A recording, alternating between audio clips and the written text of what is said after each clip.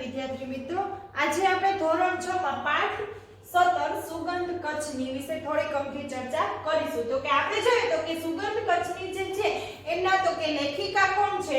આ પાઠ જે છે એ તો કે મહિલા દ્વારા લખવામાં આવેલો છે। એના લેખિકાનું નામ તો કે ડોક્ટર દર્શના ધોળકિયા છે। તેમનો જન્મ આપણે જોઈએ તો કે 11/1/1962 ના રોજ તેમનો જન્મ થયો હતો। ડોક્ટર દર્શના ચમનલાલ ધોળકિયાનો જન્મ કચ્છ જિલ્લાના ભુજમાં થયો હતો। તેનો જન્મ તો કે કચ્છ જિલ્લામાં જે ભુજ ગામ આવેલું છે એમાં થયો છે। તેમણે નરસિંહ ચરિત્ર વિમર્શ, મહાભારત ચરિત્ર વિમર્શ, આઠે પહોર, આનંદ રે, પરિચય પર્વ જેવા 14 પુસ્તકો લખ્યા છે। તમને તો કે એક્ઝામમાં પૂછવામાં આવે તો કે તેના 14 પુસ્તકોમાંથી થોડા પુસ્તકોના નામ લખો તો તમે નરસિંહ ચરિત્ર વિમર્શ, મહાભારત ચરિત્ર વિમર્શ, આઠે પહોર, આનંદ રે અને તો કે પરિચય પર્વ આ જે છે એમના શું છે તો કે પુસ્તકો છે।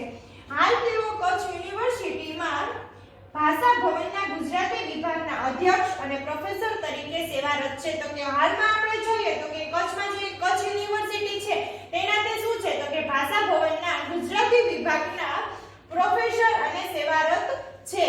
ડોક્ટર જયંત ખત્રી બકુલેશ પારિતોષિક અને ડોક્ટર પ્રમોદ કુમાર પટેલ વિવેચન પારિતોષિક તેમને પ્રાપ્ત થયા છે।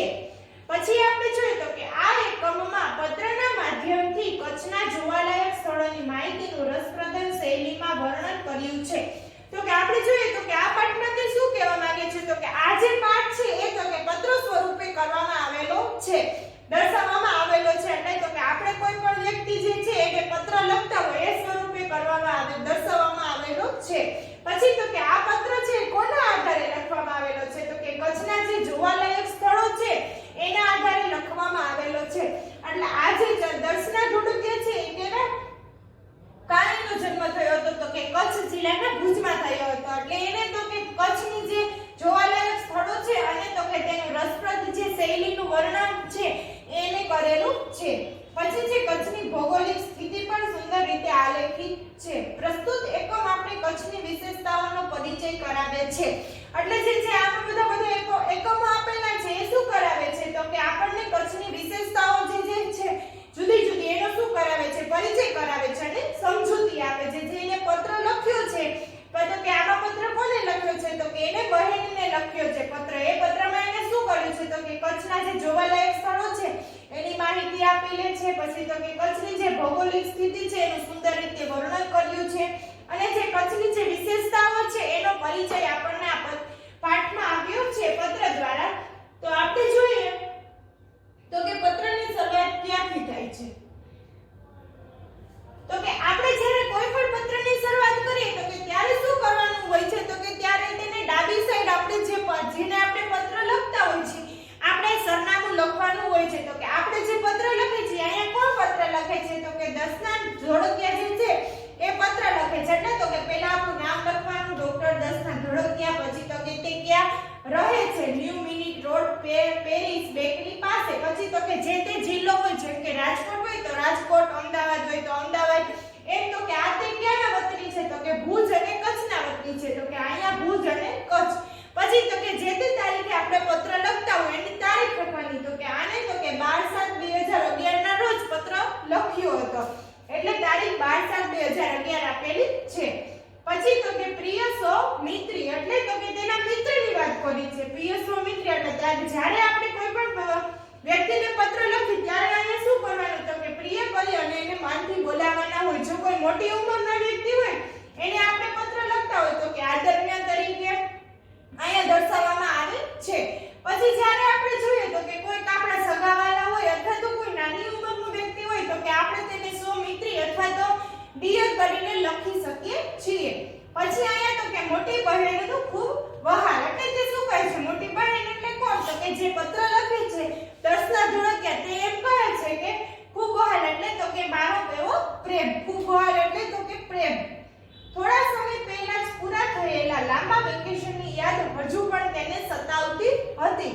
એટલે તે શું કરે છે તો કે તે પત્રમાં કહે છે કે થોડા સમય પહેલા જ એટલે તો કે ઘણો સમય વીતી ગયો તો કે પૂરા થયેલા લાંબા વેકેશન એટલે તો કે વેકેશન પડ્યું હતું એનું શું કરે છે તો કે યાદ સતાવતી હતી। સતાવતી એટલે શું તો કે મને યાદ આવી હતી ખરું ને। એટલે તે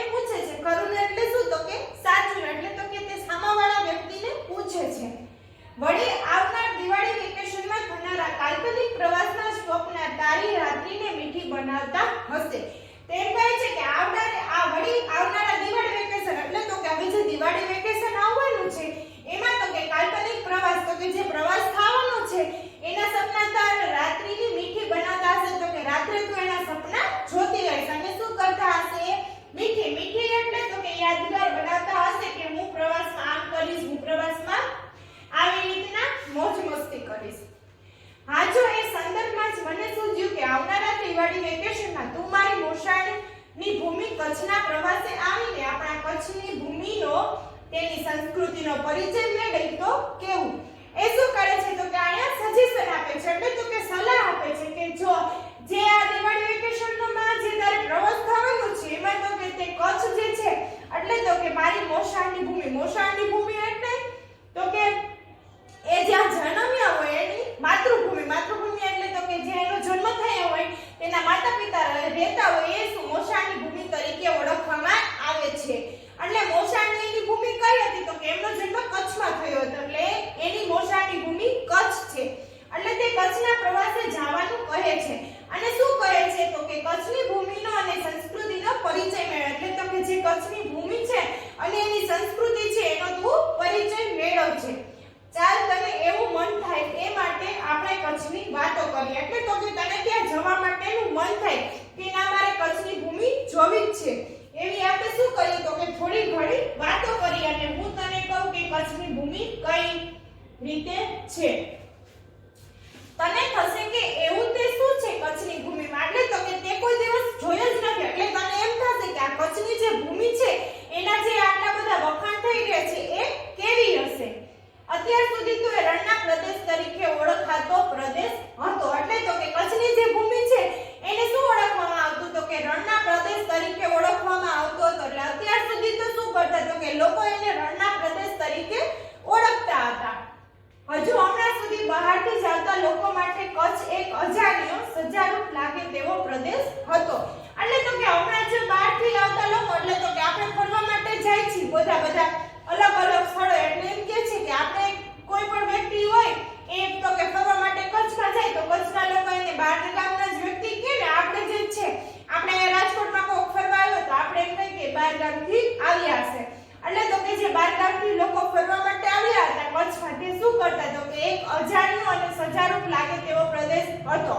એટલે બધા એમ કે એકવાર હવે કચ્છમાં ગયા હવે આપણે જાવું નથી સજારૂપ લાગે તેવો એટલે તો કે એને કોઈ મજા આવતી નહોતી અને એક જ વાર તે કચ્છમાં આવતા હતા પછી કોઈ દિવસ કચ્છમાં આવતા નહોતા.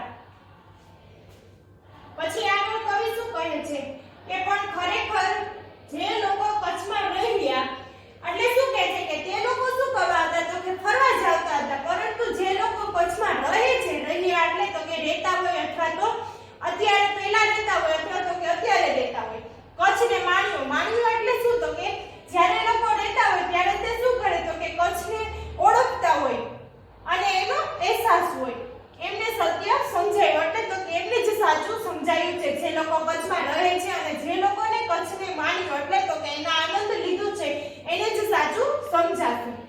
એ શું કચ્છ પ્રદેશના પ્રેમમાં પડી ગયા ને આવા પ્રદેશની ભૂમિને તું પણ ઓળખે જાણે એના માટે કરીને તને આ પત્ર લખવા બેસી ગઈ છું.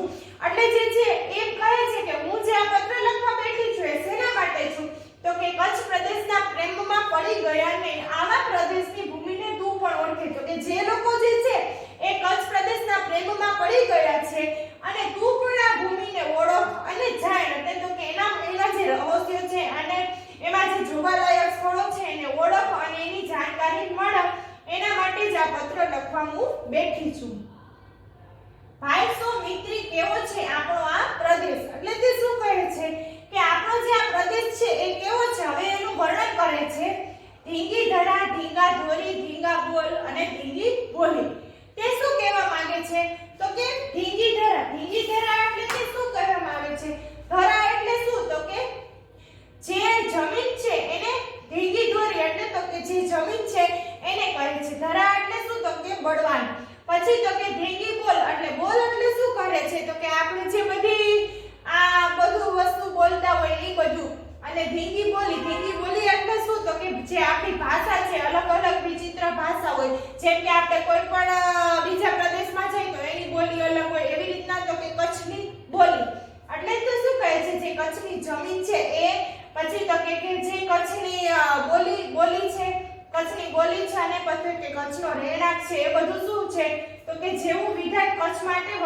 છે, એટલે તો કે જે વિધાન કચ્છ માટે વપરાયું છે. ભારતનો એક વિશિષ્ટ પ્રદેશ એટલે કચ્છ. તો કે ભારતમાં જે છે એક પ્રદેશનો સમાવેશ કરવામાં આવ્યો છે એટલે તો કે કચ્છ. વિશિષ્ટ એટલે તો કે કોઈ પણ એવું હોય તો કે સારું એવું અને એને લાગણી ભર્યું હોય તો કે કચ્છ. પ્રાચીન સમયમાં ભારતમાં પ્રવેશ કરવા માટે કચ્છ પશ્ચિમ ભારતનો પ્રવેશદ્વાર ગણાતું હતું. એટલે તો કે પહેલાના સમયમાં છે, પ્રાચીન સમયમાં એટલે શું તો કે જ્યારે રાજા અને મહારાજાઓ હતા એ સમયમાં ભારતમાં પ્રવેશ કરવા માટે એટલે તો કે ભારત દેશમાં જ્યારે પ્રવેશ કરવો હોય આપણે ત્યારે તો કે કચ્છ પશ્ચિમ ભારતનું પ્રવેશદ્વાર ગણાતું હતું. એટલે જે કે કચ્છ જે છે એ પશ્ચિમ ભારતનું પ્રવેશદ્વાર ગણાતું. એટલે તો કે પ્રવેશ મેળવવા માટેનું એક સ્થાન ગણાતું હતું. સમુદ્ર, રણ અને પર્વતથી વીંટાળેલા આ પ્રદેશની વિશેષતાઓ પણ ન્યારી જ છે. એટલે જે આ કચ્છ પ્રદેશ છે કેની બાજુથી વીંટાળેલો છે તો કે સમુદ્ર જે છે, રણ છે અને પર્વત. તો કે રણ એટલે તો કે જ્યાં ઊંટ હોય અને પર્વત એટલે તો કે જ્યાં ઊંચી ભેખડો હોય, પછી સમુદ્ર એટલે તો કે થોડું ઘણું પાણી હોય. એ બધું જે છે આ પ્રદેશની વિશેષતાઓ પણ ન્યારી છે. એટલે તો કે ન્યારી એટલે શું તો કે અનોખી છે. કચ્છ પ્રદેશમાં તું બસ કે ટ્રેન બંને દ્વારા આવી શકે છે. એટલે તો કે આ કચ્છ એવો પ્રદેશ છે કે જ્યાં તું બસ અથવા તો ટ્રેન બંને દ્વારા આવી શકીશ. માત્ર ગુજરાતના જ નહીં પણ ભારતના બીજા નંબરના સૌથી મોટા જિલ્લા કચ્છમાં પૂર્વથી પશ્ચિમ ફરતા કુલ 9 કલાક જેવો સમય લાગે છે. એટલે અહીંયા શું વાત કરવામાં આવી છે તો કે કચ્છની વાત કરવામાં આવી છે. કચ્છ આપણે પહોંચતા કેટલો સમય લાગે છે. એટલે તે શું કહે છે માત્ર ગુજરાતના નહીં એટલે ભારતની અંદર જે ગુજરાત પ્રદેશ આવેલો છે એની વાત કરવામાં આવી છે. તો કે એના નહીં અને ભારતના બીજા નંબરના એટલે તો કે ભારતમાં જે બીજા નંબરનો સૌથી મોટો જિલ્લો છે એટલે કચ્છ. કચ્છમાં પૂર્વથી પશ્ચિમ ફરતા કુલ 9 કલાક જેવો સમય લાગે છે. એટલે એમ કે છે કે આખું તો કે જે અહીંયા પહોંચતા તો કે ગુજરાતથી જે કચ્છ પહોંચતા કેટલો સમય લાગે છે તો કે 9 કલાક જેટલો સમય લાગે છે. કચ્છમાં બે રણ છે. હવે તો કે કચ્છની અહીંયા શું કઈ એવા જોવાલાયક સ્થળો છે તેની વાત કરવામાં આવી છે. કચ્છમાં બે રણ છે. એટલે તો કે કચ્છમાં બે પ્રકારના રણ આવેલા છે. એક જોઈએ તો કે નાનું રણ અને એક મોટું રણ. આ રણની વિશેષતા શી ખબર છે? એટલે તે પત્રમાં એવી રીતના પ્રશ્ન પૂછે છે કે જે આ બે રણ છે, નાનું રણ અને મોટું રણ છે, એ બે રણની વિશેષતા શું છે તને ખબર છે? એટલે તે જેને પત્ર લખે છે એને પૂછે છે. એમાં દેખતી રીતે કઈ રણના લક્ષણો નથી. એટલે તેમ કહે છે કે આ બે જે રણ છે એમાં એકેય પ્રકારના લક્ષણો જોવા મળતા નથી. અહીં ક્યાંક તને રેતી જોવા નહીં મળે. એટલે તો કે આ બે રણમાં જે છે એમાં શું કરશે તો કે રેતી જોવા નહીં મળે. આખી દુનિયાના રણથી આપણું રણ એ રીતે જુદું પડે છે. એટલે તો કે આખી દુનિયામાં જેટલા બધા રણો આવેલા છે એ બધાથી જે અલગ આ કચ્છનું રણ છે એ શું કરશે તો કે અલગ પડે છે. એટલે તો કે જુદું પડે છે. અહીં વર્ષમાં 8 મહિના દરિયાનું પાણી હોય છે. તો કે વર્ષમાં કેટલા મહિના આવે તો કે 12 મહિના આવે છે. 12 મહિનાના જે પહેલા 8 મહિના છે એમાં શું હોય તો કે રણમાં દરિયાનું પાણી હોય અને પછીના જે 4 મહિના છે એમાં શું તો કે રણ સુકાયેલું જોવા મળે છે. એટલે તો કે આખા વર્ષમાં પહેલા 8 મહિના દરિયાનું પાણી જોવા મળે છે અને પછીના જે 4 મહિના છે એમાં શું તો કે સુકાયેલું રણ જોવા મળે છે. કચ્છમાં પ્રવેશ કરવા માટે સુરજબારીનો પુલ તૈયાર કરવામાં આવ્યો છે. એટલે તો કે કચ્છમાં જે પ્રવેશ કરવામાં આવે જ્યારે આપણે કોઈ પણ છે કચ્છમાં પ્રવેશ કરી છે ત્યારે તો કે સુરજબારીનો પુલ તૈયાર કરવામાં આવે છે. આપણને તો કે સુરજબારીનો પુલ જે તૈયાર કરેલો છે એ જોવા મળે છે. વર્ષો પહેલા કચ્છ ચારે તરફ પાણીથી ઘેરાયેલો બેટ હતો. બેટ એટલે શું તો કે કોઈ સમુદ્ર છે.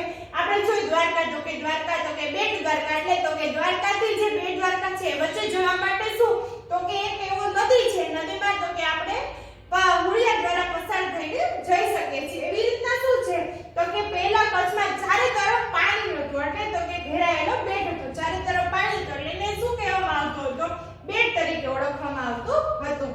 તેનો આકાર કાચબા જેવો લાગતા હોવાથી તેને કચ્છ નામ પડ્યું એવી માન્યતા છે. એ શું કહે છે તો કે એનો આકાર કેવો લાગતો હતો તો કે કાચબા જેવો લાગતો હતો એટલે શું કર્યું તો કે કચ્છ નામ પડ્યું એવી તો કે બધાના લોકોની માન્યતા છે. ભૂસ્તરીય હલનચલનથી કચ્છની ભરતી સમુદ્ર તટ પરથી ઉતરી આવતી થઈ. ભૂસ્તરીય જે છે હલનચલન એટલે તો કે જ્યારે કોઈ બે ભૂમિ હોય એના વચ્ચે શું થાય તો કે જ્યારે આંચકો આવે ભૂકંપનો ત્યારે તો કે હલનચલન ભરતી સમુદ્ર તટ ઉપરથી આવતી થઈ છે એટલે તો કે જ્યારે સમુદ્ર તટમાંથી તે પાણી છૂટ્યું તે કચ્છની ભરતી તરફથી આવતું થયું હતું અને ઉત્તરનો ભાગ પાણી વગરના રેતી વગરના સફેદ રણમાં પરાવર્તિત થયો હતો એટલે તો કે ઉત્તરનો જે ભાગ છે એમાં તો કે પાણી વગરના અને રેતી વગરના સપાટ રણમાં પરાવર્તિત થયો હતો અને જે કચ્છનું રણ જે છે એમાં શું થયું તો કે ઉત્તરનો ભાગ પાણી વગરનો અને રેતી વગરનો સપાટ થતા તેને શું થયું તો કે રણમાં પરિવર્તન થયું કચ્છની ઉત્તર પૂર્વમાં રાજસ્થાન પૂર્વમાં બનાસકાંઠા તથા પાટણ દક્ષિણ પૂર્વમાં સુરેન્દ્રનગર અને દક્ષિણમાં કચ્છનો અખાત છે એટલે અહીંયા શું કરવામાં આવ્યું છે દક્ષિણ પશ્ચિમે અને પશ્ચિમે અરબી સમુદ્ર ધૂધવે છે એટલે તો કે કચ્છ જે છે વચમાં એની આ તો કે દક્ષિણમાં પૂર્વમાં ઉત્તરમાં અને પશ્ચિમમાં તો કે કઈ રાજ્યો આવેલા છે અને કયા પ્રદેશો આવેલા છે તો કે ઉત્તર પૂર્વમાં શું આવેલું છે તો કે રાજસ્થાન અને પૂર્વમાં તો કે બનાસકાંઠા અને ઉત્તરમાં રાજસ્થાન અને પૂર્વમાં બનાસકાંઠા અને પાટણ આવેલું છે પછી આપણે જોઈએ તો કે દક્ષિણ પૂર્વમાં તો કે દક્ષિણમાં પૂર્વમાં જોઈએ તો કે સુરેન્દ્રનગર અને દક્ષિણમાં જોઈએ તો કે કચ્છનો અખાત આવેલો છે પછી તો કે દક્ષિણ પશ્ચિમે શું આવેલું છે તો કે પશ્ચિમે અરબી સમુદ્ર ધૂંધવે છે ઉત્તર અને પૂર્વમાં ઉત્તરમાં રાજસ્થાન પૂર્વમાં બનાસકાંઠા આવેલું છે અને પાટણ પણ આવેલું છે દક્ષિણ પૂર્વમાં જોઈએ તો કે પૂર્વમાં સુરેન્દ્રનગર અને દક્ષિણમાં તો કે કચ્છનો અખાત આવેલો છે પછી દક્ષિણ પશ્ચિમે જોઈએ તો કે પશ્ચિમે અરબી સમુદ્ર ધૂધવે છે એટલે આવેલું છે કચ્છમાં ખંડેર એક એવો ભાગ છે ખંડેર એટલે શું થાય તો કે જ્યારે તો કે એમાં કાઈ પણ વસ્તુ આપણે ઉગાડી ન શકીએ એટલે તો કે ખંડિત હોય એવો શું કરે છે તો કે એક ભાગ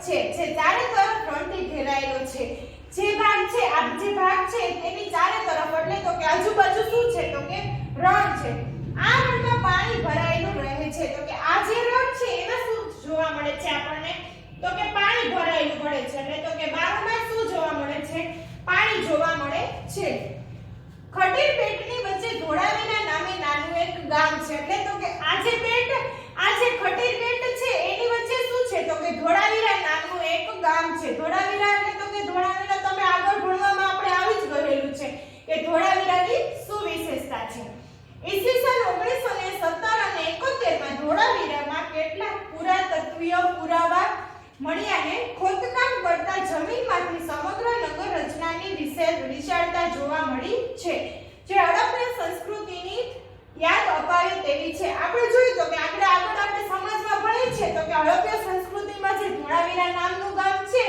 એમાં એના ઘણા બધા એવા પુરાવા મળવામાં આવેલા હતા પછી તો કે એનું ખોદકામ થયું અને જમીનમાંથી શું કર્યું તો કે આખી નગર રચના જોવા મળેલી છે અને ધોળાવીરા જે છે શું છે તો કે હડપ્પા સંસ્કૃતિની એક યાદ અપાવે છે પહેલાના જમાના પહેલા આપણે સંસ્કૃતિ હતી એમાં તો કે હડપ્પા સંસ્કૃતિ જે છે એ તો કોણ યાદ અપાવે તો કે ઈસવીસન 1917 અને 71 માં જે ધોળાવીરામાંથી આપણને જે પુરાતત્વ પુરાવા મળ્યા હતા અને પછી સમગ્ર નગર રચના જોવા મળી હતી એની યાદ અપાવે છે કચ્છના છેવાડે આવેલું ભારતનું પુરાણ પ્રસિદ્ધ 68 તીર્થધામોમાં ગણાતું નારાયણ સરોવર આવેલું છે એટલે અહીંયા નારાયણ સરોવરની વિશેષતા આપેલી છે તો કે કચ્છના છેવાડે એટલે તો કે કચ્છનો જે કચ્છ પ્રદેશ છે એ જે પૂરો થાય છે એના છેવાડે તો કે ભારતનું પુરાણ પ્રસિદ્ધ એટલે તો કે આપણે જે મહાપુરાણો છે એ પ્રસિદ્ધ 68 તીર્થધામ ગણાતું નારાયણ સરોવર આવેલું છે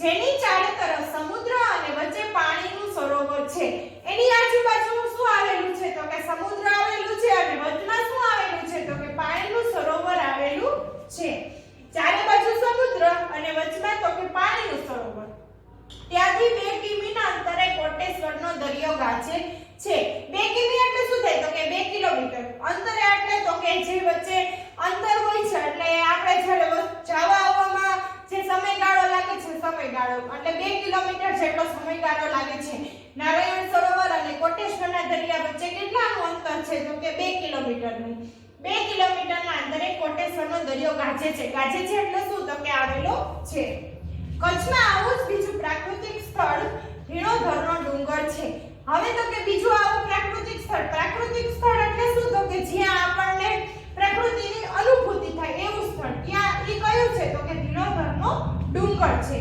જ્યાં ધોરમનાથે તપશ્ચર્યા તપશ્ચર્યા કરેલી. એટલે તો કે આ એક ઋષિનું નામ છે જે ધોરણનાથ નામના ઋષિ હતા એને તપશ્ચર્યા એટલે શું તો કે એ કોઈ એવું તપ કરેલું હતું. તો ઉત્તરે રણના કિનારે કાળો ડુંગર બિરાજમાન છે. તો કે ઉત્તરે રણમાં શું છે તો કે કાળો ડુંગર એટલે તો કે આ ડુંગરનું નામ છે કાળો બિરાજમાન છે. બિરાજમાન એટલે શું તો કે આવેલો છે. જ્યાં ગુરુ દત્તાત્રેયના પગલા છે. એટલે તો કે ગુરુ દત્તાત્રેય છે જે છે એના શું છે તો કે પગલા છે. એટલે તો કે એના પગની છાપ છે. તો કચ્છની રાજધાની ભુજ શહેર તો વસેલું જ છે. કચ્છની રાજધાની તો કે ભુજ જે છે એને કચ્છની રાજધાની તરીકે ઓળખવામાં આવેલું છે. કચ્છની અંદર ભુજ આવેલું છે એને શું કહેવાય તો કે કચ્છની રાજધાની. આપણે કેમ આપણી ગાંધીનગર છે એવી રીતના અમદાવાદની ભુજિયા ડુંગર પર જ્યાં ભુજક નામનું મંદિર છે. એટલે તો કે જે ભુજિયા નામનો ડુંગર આવેલો છે ત્યાં શું છે તો કે ભુજક નામનું મંદિર છે. પછી તો કે આમ રણ દરિયો ને ડુંગરની વચ્ચાડે વસેલા કચ્છ પ્રદેશને ભદ્રેશ્વર સુથરી કોઠાર જેવા સ્થાપત્યના ઉત્તમ નમૂના દર્શાવતા જૈન મંદિરો, રવેચી માતાનું રમણીય સ્થાનક, હાજીપીર જેવી રણમાં વસેલી દરગાહ જેવા અનેક સ્થળો વીંટાળેલા છે. પછી જોઈએ કહીએ તો કે પછી શું જોવાલાયક નાના નાના સ્થળો છે તો કે આમાં કયા નાના નાના એવા સ્થળો છે તો કે કચ્છ પ્રદેશને ભદ્રેશ્વર સુથરી કોઠારા જેવા સ્થાપત્યના ઉત્તમ નમૂના દર્શાવતા જે છે એ જૈન મંદિરો છે. પછી રવેચી માતાનું રમણીય સ્થાનક છે. પછી હાજીપીરની દરગાહ છે. અનેક એવા સ્થળો શું કરવા તો કે વીંટાળેલા એટલે તો કે જોવા મળે છે. કંડલા કચ્છનું મુંબઈ પછીનું બંદર તો ગાંધીધામ કચ્છનું આધુનિક ગણાતું નગર છે. અહીંયા શું કહે છે કે કંડલા જે છે એ કચ્છનું મુંબઈ પછીનું બંદર ગણવામાં આવે છે. એવી રીતના ગાંધીધામ છે એને કચ્છનું આધુનિક ગણાતું એક નગર તરીકે ઓળખવામાં આવે છે. રણમાં રહીને લોકોને આજીવન સેવા કરનાર દાદા મેકરણ જેવા સંત કવિથી કચ્છનું સાહિત્ય ઓળખાયું છે. આ જે છે એ કવિનું નામ છે દાદા મેકરણ. એ જે સંત કવિ હતા એનું શું કરે તો કે રણમાં રહીને લોકોની આજીવન સેવા કરી. એટલે તો કે રણમાં રહીને જે કચ્છના લોકો છે એનું શું કર્યું તો કે આજીવન એટલે તો કે જ્યાં સુધી તે જીવ્યા ત્યાં સુધી એને સેવા કરી હતી. એ શું છે તો કે કચ્છનું સાહિત્ય ઓળખાયું છે. જેમાં પછીથી ઘણા સાહિત્યકારોએ ભરતી આણી છે. ભરતી આણી છે એટલે શું તો કે પછીથી તે કચ્છના જે આ બધા ડુંગરો છે અને આ બધી જે અલગ અલગ કલાઓ છે અને જે સ્થાપત્ય છે એ બધું કહેવા માંડ્યા છે અને સાહિત્ય લખવા માંડ્યા છે. પછી આગળ તે શું કહે છે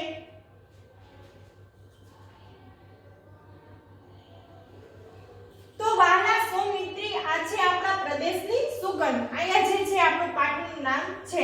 એટલે તો કે જે વાલા મિત્ર એટલે તે એમ કહે છે કે જેને પત્ર લખે છે એને તો કે આ વાલા સૌમિત્ર આ છે આપણા પ્રદેશની સુગંધ. એટલે તો કે જે કચ્છ પ્રદેશ છે એની સુગંધ આ રીતની છે. તું એ સુગંધ લેવા જલ્દી જલ્દી આવીશ. તે પછી તે એમ કહે છે કે આ બધી વસ્તુ જોવા અને આ બધી વસ્તુ માણવા માટે તું જલ્દી જલ્દી આવજે. રાહ જોઉં છું એટલે એમ કહે છે કે હું રાહ જોઈશ કે તું દિવાળીના આવતા વેકેશનમાં તો કે આજે કચ્છની જે બધી વસ્તુઓ છે અને બધા જે સ્થાપત્ય છે બધા સ્થળો છે જોવા માટે તું આવીશ. અને શું કહે છે તો કે હું રાહ જોઈશ. પછી ત્યાં આ પત્ર પૂરો કરે છે અને છેલ્લે તો કે તે પોતાનો પ્રેમ દર્શાવે છે અને કહે છે મોટી બહેનનું વહાલ. એટલે એમ કહે છે તો કે જ્યારે કોઈ પણ આપણે પત્ર લખતા હોય ને પત્ર પૂરો કરીએ ત્યારે અહીંયા આપણે લિખિત કરીને આપણું નામ લખવાનું હોય છે. એટલે તો કે અહીંયા આપણે પત્ર પૂરો કરીએ છીએ. આવી રીતે આપણે જોઈએ તો કે આ પાઠમાં પત્ર દ્વારા જે છે એ કચ્છનું બધું સુગંધ જે છે પ્રદેશ એ બધી દર્શાવવામાં આવેલી છે. કચ્છમાં કયા કયા રણો આવેલા છે અને કયા કયા એવા સ્થાપત્ય આવેલા છે અને કયા કયા એવા પ્રદેશો આવેલા છે અને કચ્છની આજુબાજુનું જે વાતાવરણ છે એ દર્શાવવામાં આવ્યું છે પત્ર સ્વરૂપે.